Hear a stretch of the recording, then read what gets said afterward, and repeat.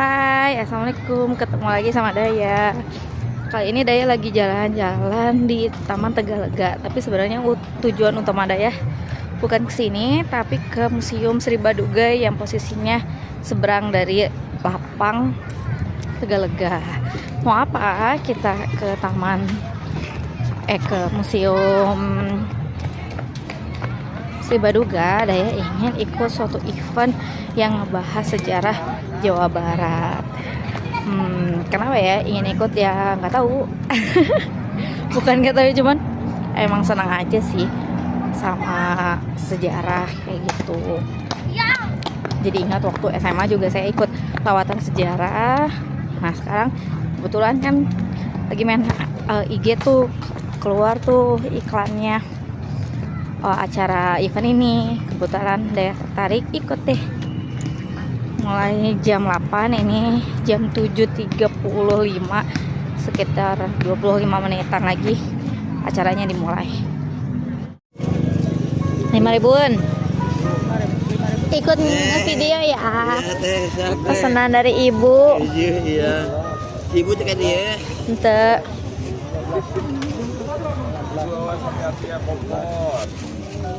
Gitu ya.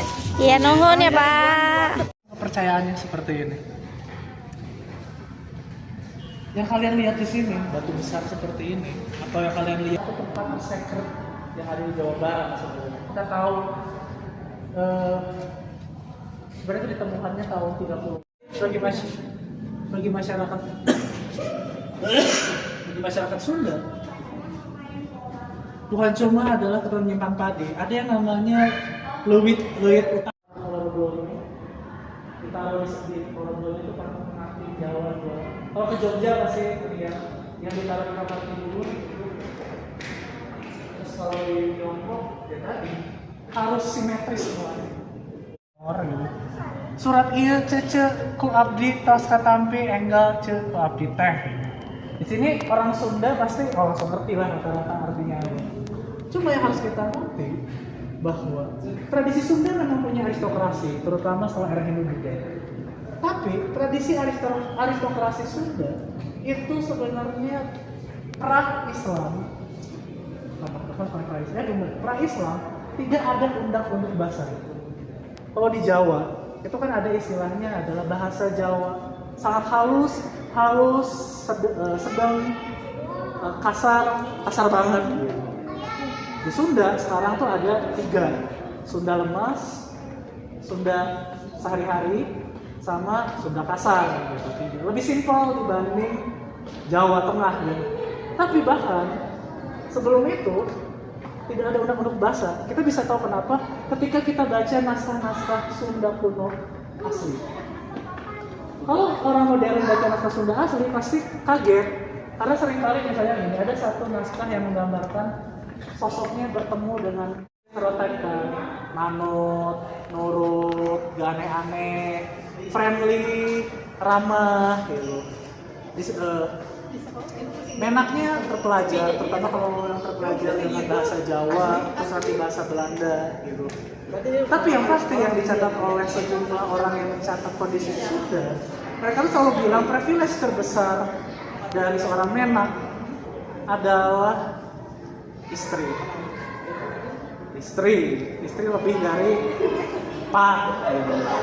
Kayak Bupati Wiranata Kusuma kelima itu sebenarnya sangat visioner karena dia benar-benar pengen pakai cara Islam, membatasi benar-benar cuma 4.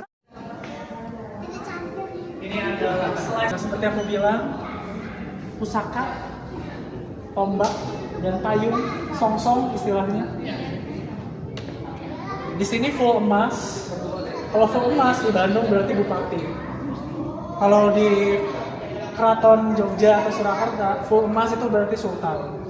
Jadi untuk nunjukin kelas sosial itu biasanya rata-rata pasti ada warna emas ya. Cuma mereka bangsawan yang bisa membawa payung itu bangsawan paling rendah itu payungnya warnanya bakal hijau polos. Nanti semakin tinggi kadang-kadang nanti ada garis golden, semakin tinggi lagi garis goldennya tambah lagi. Terus nanti ada yang setengah hijau setengah emas. Kalau bupati itu emas, karena di daerah Sunda udah hampir tidak ada raja, kecuali Cirebon dan Sumedang. Tapi Sumedang aja juga udah bukan jadi kerajaan. Barang kalian bagus banget jadinya. Barang apa? Barang tanahan Tionghoa tuh, meja marmer, asli juga sih ini. Tempat untuk naruh, itu bukan naruh itu untuk buat naruh topi dan jaket. Jadi ini ruang tengah dicampur dengan ini maksudnya kamar tidur sih pasti maksudnya, karena ada ranjang. Ini buat apa? Bokor itu kayaknya buat tanaman sebenarnya. Karena kalau bokor buat cuci muka biasanya ditaruh dekat cermin gitu. Ada khusus di zaman. Ini adalah barang sehari-hari masyarakat Sunda. Kebayang kan akhirnya tidak ada artefak, nah.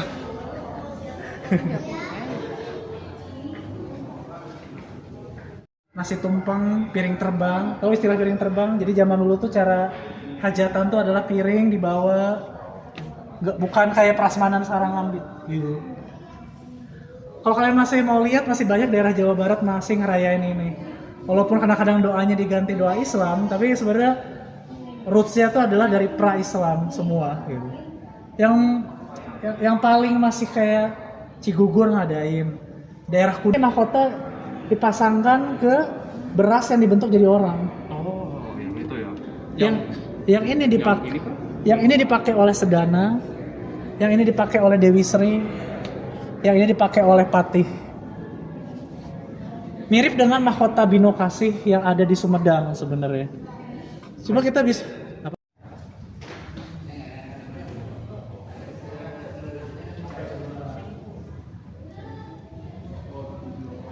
coba lihat barang-barang di situ ya.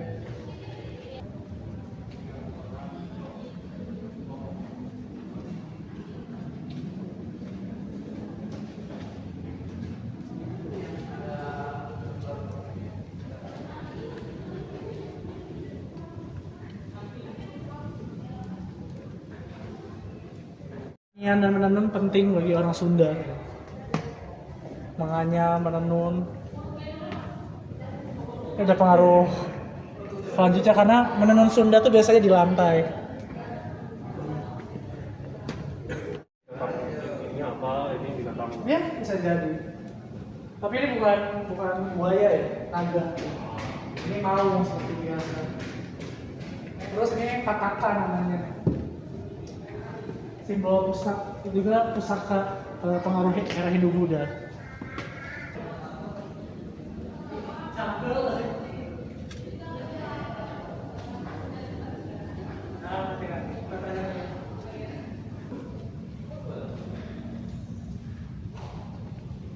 Ayo kita kasih alpha, kalau nggak itu apa tuh? Kasih Z, itu apa tuh yang merah? Kalau nanti tahu lah dong. Ini yang merah yang gede. Bukan Indom. Itu sudah lost art, sudah nggak ada lagi. Ada dari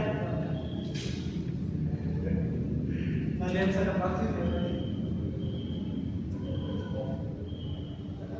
Beririsan dikit buat lihat film. Beririsan dikit lagi. Kayak ya betul. Gambar tokoh. Kadang ada satu cerita. Nggak, jadi mereka kadang-kadang anak-anaknya boleh muter sendiri. Nanti apa sih? Nanti si tukangnya tuh sambil bercerita main ini akordeon, main musik gitu. Tahun berapa ya berarti? Masih sampai tahun 50-60 masih ada. Kalau dari poster film Aku untuk tahun 80-an SD bikin seperti itu, bikin sendiri. Namanya apa? Otopet? bukan Yang itu mobil. itu yang ditarik yang Namanya apa? Ya aku bilang itu ya kadang bisa jadi masih mobil tangki apa gitu. jadi kalau ditarik itu kan Itu masih ada yang suka jualan. Terus ada bola bekel gitu. Ya bola bekel mah, bola bekel itu salah satu permainan tertua di dunia. Jadi kayak hampir semua budaya ada bola, ada main pakai kuku, ada main pakai kelereng, kayak universal gitu.